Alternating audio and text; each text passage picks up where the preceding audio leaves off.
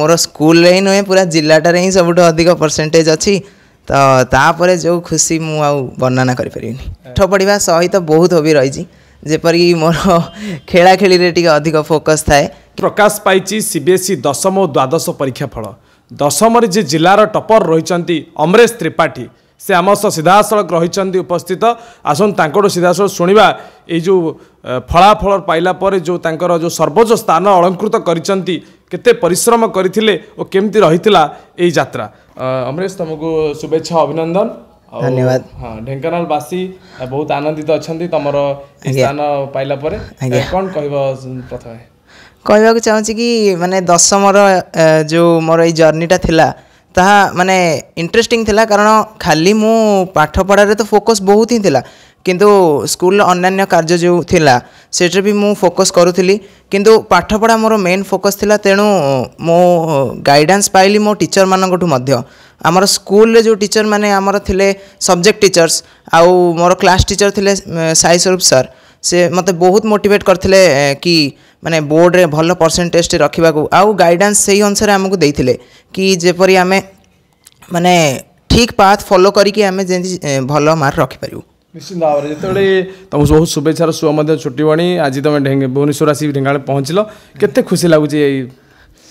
मु तो प्रथम मार्क विषय परसेंटेज मत मो मम्मी कहले कि नाई मोर 98.6% रही सेतेबेले एते खुशी लागिलानी कारण मु भाबुथली अन्य माने किए कौन केते रखिछंदी मोर सांग माने मित्र माने तेबे मोर स्कूल सार संजय सार सहित कथा हेबा परे मते जना पड़ला कि नाई नाई मोर स्कूल ही नुहे पूरा जिलाटार ही सब अधिक परसेंटेज अच्छी तो तापर जो खुशी मुझे वर्णना करें। निश्चिंत भाव में जेहेतु स्कूल टपर तापर जो शुणिले जे जिलार टपर से बहुत आनंदित अच्छा किंतु जेहेतु से ढेंकानाल को गोटे ईयर कैलेंडर से रिप्रेजेंट कले जे टपर बोली ये जो सफलता आप प्रत्येक दिन केते समय परिश्रम करुले आ केमती स्मार्ट स्टडी आप मेंटेन करुले। देखो समय माने घंटा एमती मु गणे ना कि केते पढ़िली केते समय पढ़िली न पढ़िली किंतु कॉन्सेप्ट मोर जो थिला कॉन्सेप्ट केते जल्दी मोर क्लियर होउची ताहा देखिया मोर प्रथम प्रयोजन थिला। हेती जदि आपण घंटा कहिबे ताले 4 ରୁ 5 घंटा मोर स्कूल आउ ट्यूशन पर हेई जाए माने नॉर्मली हेई जाए तेणु मु मेन मोर फोकस थिला किपरि कॉन्सेप्ट सब क्लियर हबो आउ मेन रिवीजन गुडा को किपरि मु सारी देबी। निश्चित भाव में जे तांकर जो रहितला स्मार्ट स्ट्राटेजी थिला जे कॉन्सेप्ट क्लियर करके मुझे पाठ पढ़ुची ताले 4 ରୁ 5 घंटा पर मध्य मोर समस्त जो कोर्स स्टडी रही ताकू से कैप्चर करि पारिथिले और सेति सफलता पाइचंती। सो जदि कहबा गोटे कथा जे आपण मानकर जो जूनियर रहिचंती जो माने नेक्स्ट ईयर प्लान करूचंती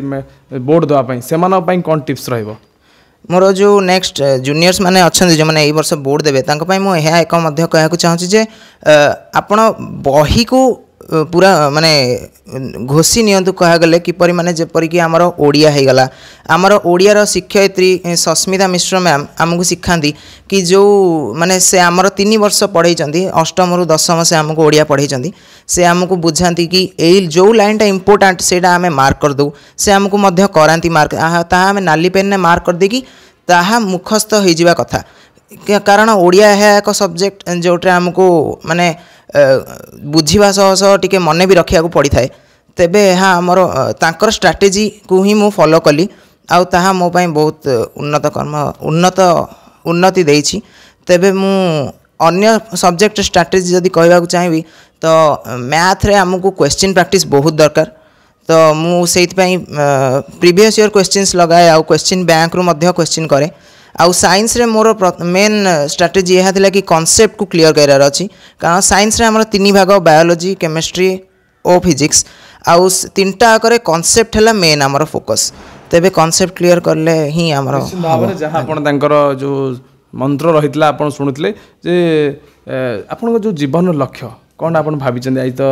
दशम सरीगला या पर एकादश द्वादश तापर कौन आप प्लान कर मोर मेन ही प्लान रही गोटे ही प्लान रही मु डाक्तर होकर जीवी नीट परीक्षा रे मोर बढ़िया स्कोर आसीबो जेपरी मु ताहा पई प्रयास करूची। काहे डाक्तर हा पई एते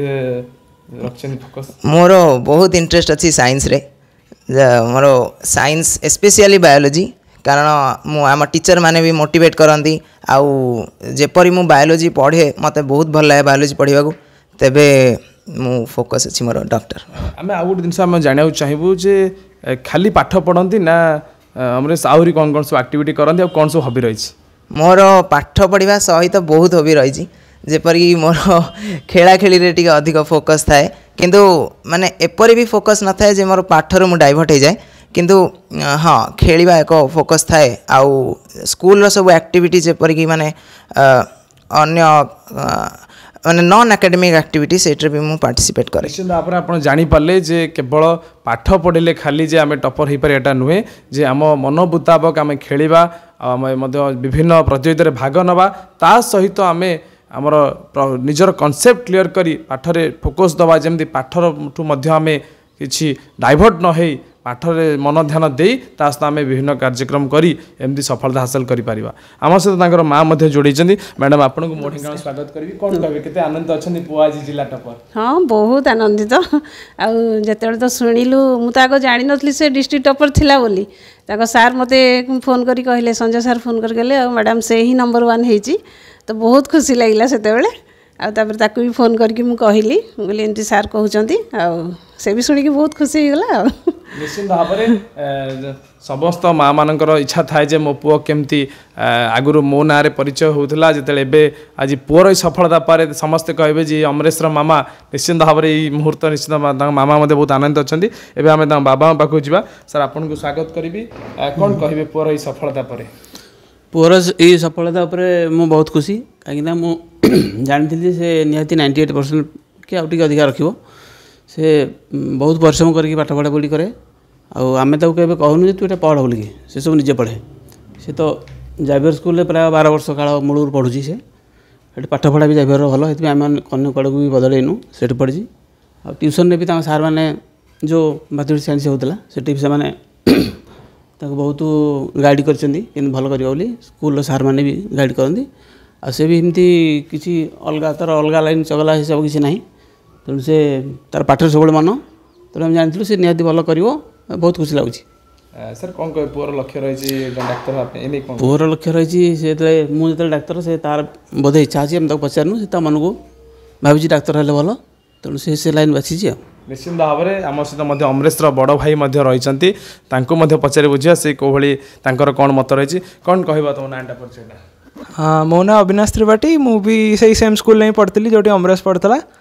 मुझे 10th पढ़ी थी मोर 94% था तो मुझे कहती भाई या तो अधिक ही रखू या तले रखुनी आउ तार मोर एमती गोटे चैलेंज लगे हेतु आम बेले ओडिया टॉप हाईएस्ट मार्क होता 99 तो से मत कहे कि 99 तो भाई मुझे तो बीट कर रही से ओडिया 100 रख देती हे मत कौच काली भाई तो बीट करदेली निश्चिंत भाव में आपने जानते जिते घरे भाई भौणी कि भाई भाई रुहती फाइटिंग चले से मेंटाली हो फिजिकाली हो आज पाठ पढ़ारे बहुत जोर कंपटीशन थिला अमरेश आज जीति जाइए सो निश्चिंत भाव में आम मो ढेंकानाल चैलेंज तरफ उन्नति आम कामना करुचु प्रभु श्री श्री चंद्रशेखर और सिद्ध बलराम ये आहरी आशीर्वाद करंतु से खाली 10th टपर नुहे सारा ओडिशा रे केमती आगामी दिन में द्वादश श्रेणी रे मध्य एक सर्वोच्च स्थान हासिल करंतु यह आमर प्रार्थना और जड़े भल डाक्तर होई ढेंकानाल तथा ओडिशा तथा भारत सेवा करंतु एटा आमर प्रभु निकट कामना ढेंकानाल सौम्यव्रत साहू मो ढेंकानाल।